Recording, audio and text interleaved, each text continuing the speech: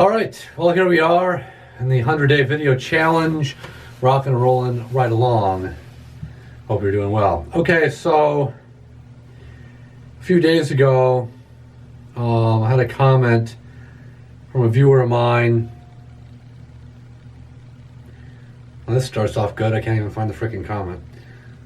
I have so many comments in here. Found them. Duh, I should have them pulled up already. Anyway, thank you so much for watching, Kim. I appreciate it. You asked me, Ben, since you travel so much, can you make a video of things you pack when you travel and any tips about traveling you have? She then asked me another question. Could you do a video of what kind of camera equipment you use and why? Okay, well, I mean, those are two separate videos, pretty much. First of all, I use a Canon. Stupid me, I don't even know the model number. It is a Canon PowerShot SX710HS. I didn't even know what the model was. I had to look at the camera I'm shooting on because, I mean, that's what I'm recording on right now. Great camera, very light, very portable, great quality, 20.3 megapixel photos, widescreen 69, 1080p 60 FPS video. It's pretty much everything I need. Everybody talks about, oh, you gotta have a DSLR and this and that. It's not the kind of camera you have, it's the subject you're shooting, honestly. I mean, you can't have a crappy camera, but I mean, any Canon or Sony or Nikon will do the trick. I mean, I like the 1080p. This camera has such a great picture. Like my old Sony camera, which of course bit the dust. That was a great camera. The Nikon I started this whole channel with sucks. We all know that. It had that terrible autofocus go. It had to refocus on the scene. So when you're doing a lot of active movement and a lot of, like, you know, landscapes, terrible because it's always trying to focus again. These have full-time AF, so it's like you never ever see it have to focus. Depending on the depth of field. Like right here, it's fine. But if I move closer to the camera or the lighting was bad, it might start blurring me. I do have some issues with this camera at night or darker shots, and that's just the way it is. I mean, this is not a $4,000 DSLR, okay? I mean, honestly, this is like a $300 camera here, so this isn't anything crazy. What kind of camera equipment you use? Here's my tripod. I know it's kind of zoomed in, so you can't really see it, but you get the gist. My other one broke. My other tripod was like this one, but this one's a different color. This one's like silver, brownish, gray. It has the handle. I gotta have a handle, obviously, so I can hold the tripod like this or whatever, because I know it's kind of tight zoomed. I don't even know how this looks, but anyway, the platform in this is a little iffy because it moves a lot and it's missing the handle, so you can well, I can tilt, but I can't like pan. Anyway, yeah, so I usually hold the tripod, you know, when I'm walking, like either like this or the handle, and I grip it like down here as well, and that keeps it really steady.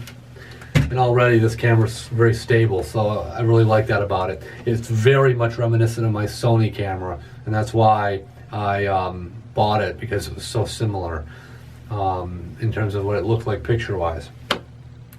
So Kim, thank you so much for asking again. Since you travel so much, can you make a video of things you pack when you travel and any tips about traveling you have? Yeah, I mean, obviously all these videos you see, it's me driving around constantly. It's a ton of driving. What do I pack? Well, I mean, I always have my blueberry cereal bar from Simple Truth, and that's a Kroger brand. Got to have my blueberry cereal bar, my apple, okay, and my Tostitos chips. Typically, I'll have my blueberry cereal bar at about 4 o'clock. I'll have my chips between 5 and 5:10 Eastern, and then I'll have my apple at 5:35. Okay. Usually I wake up around 11:30 or noon, and eat lunch about, well, I mean, I'll eat something for breakfast. I'll eat lunch about 2.30, and then again my blueberry cereal bar about 4, and the chips at 5:10, and then the apple at 5:35, 5:40, and then I'll have dinner between like 6:30 and 6:45. I'm really structured. Okay, doesn't matter where I am. Of course, time changes screw things up, and then you just gotta kind of adjust.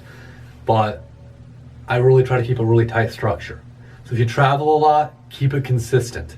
That way your body will always perform optimally. Like no blood sugar issues, no feeling burnout. It'll always remain the same every single day. That's very important for me. That's what I do. So yeah, I always pack my snacks. Try not to eat fast food too much if you're out on the road. I mean, I will eat fast food, but I try to, eat a lot of frozen dinners. I mean, I really like salads. So like if you're out, go to Walmart and get a chef salad for $2.98 and eat that over a burger. It's just as satisfying. I mean, and if you need some extra carbs, you can go with one of those, a chicken salad sandwich, or maybe have some crackers or just something like that.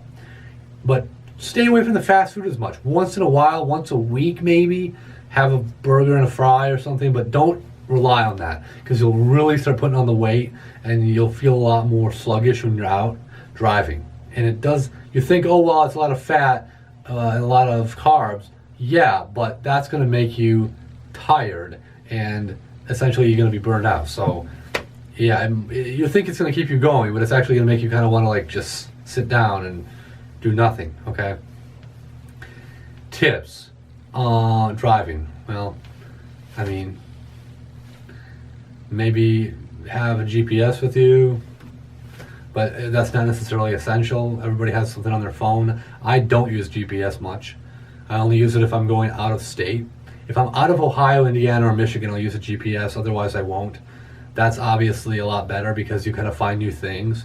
If you rely so hardly on on the GPS, unless you have a destination to get to, then use a GPS, but don't rely on it. You miss a lot of stuff because it's going to always take you on the fastest route. Okay, so it's going to be major interstates and state routes, and you're going to miss side roads. People are like, well, I told you like a few weeks ago about this guy who said, well, he drove all around Northwest Ohio to find something to snap, and I couldn't find anything to snap. Yeah, why? You stayed on state routes?